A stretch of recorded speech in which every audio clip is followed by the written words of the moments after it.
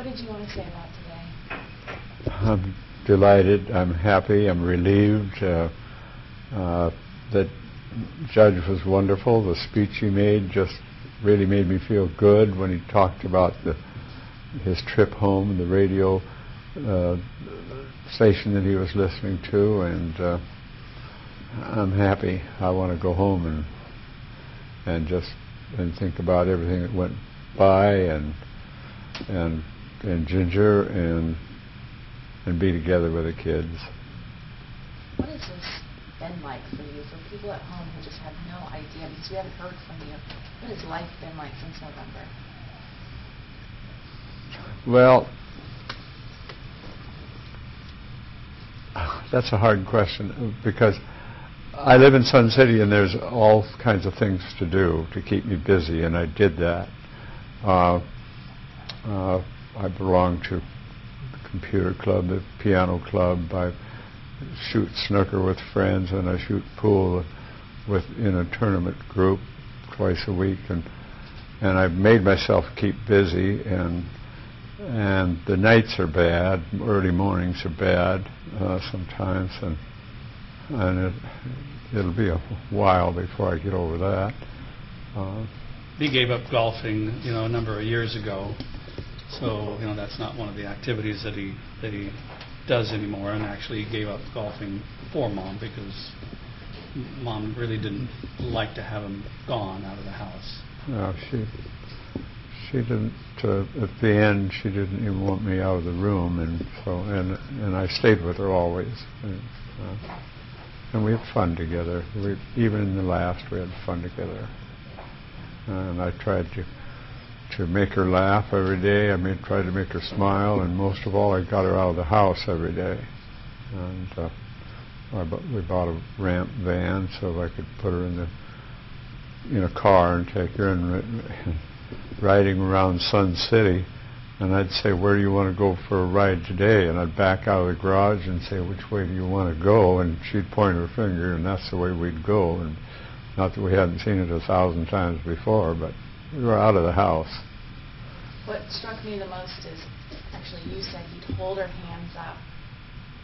When she had her nails done, the MS had struck her left side about 15 years after we came here, and she lost her ability to sing. This really hurt us, because her and I sang all the time, and the kids sang when they were small and all their lives. Our house was a house of love, laughter, and music. We laughed at each other, we laughed with each other, and we sang, didn't we? Yep. Constantly. And when the kids got older, they picked guitar, and that's what they played. And Steve's been in a rock band since he was in the 7th grade, and they still are today. They're still together today. 47 years.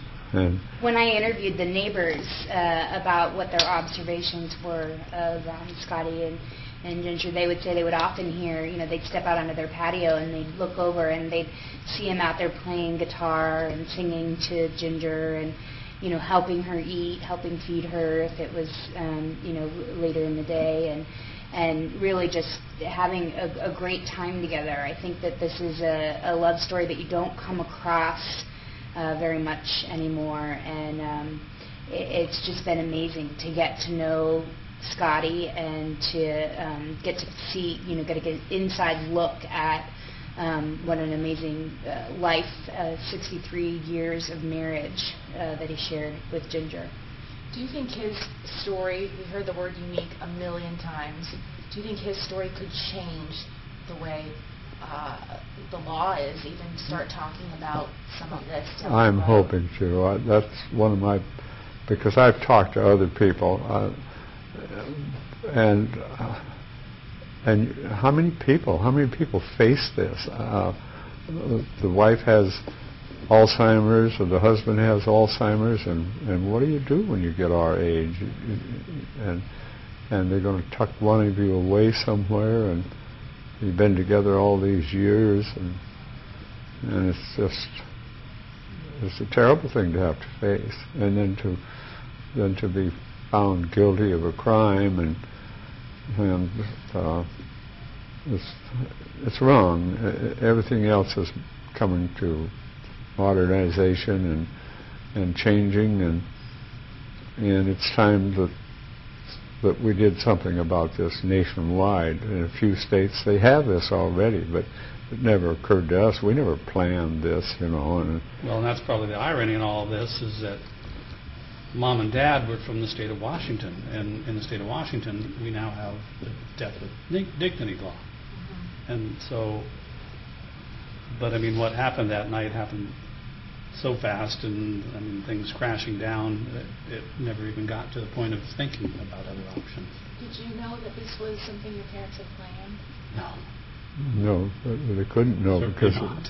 because we just got a phone call about her condition, and the doctor had already admitted her to the hospital, and she wasn't going to go, and so. But I will say this: when I did get the phone call, my brother Randy called Dad seconds after, probably, and Randy called me and told me what happened, and I knew immediately. I mean, I had no doubts in my mind why it occurred, and it was because my mom was tired of going on. She didn't want to continue with every corner. Every next day was a new stumbling block in her life to overcome. Knowing that your dad could have faced, what was it, 8 years in prison? 12 years in prison? How did the family deal with that? You don't. You just deal. You don't even think about it. And I think that speaks to the spontaneity of the whole situation. That he really didn't think what would happen or what cared. It was a decision my mom wanted, and it was done. And so all we could really do after the fact, after we found out, is just support him.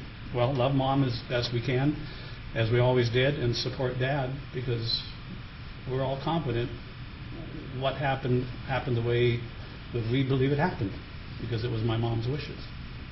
And I'd like to thank Janie and Tom for their wonderful job they did and the attention they gave us through this all. They worked with us, and when we called, 20 minutes later we had a responding call back, and we never had to wonder or wait.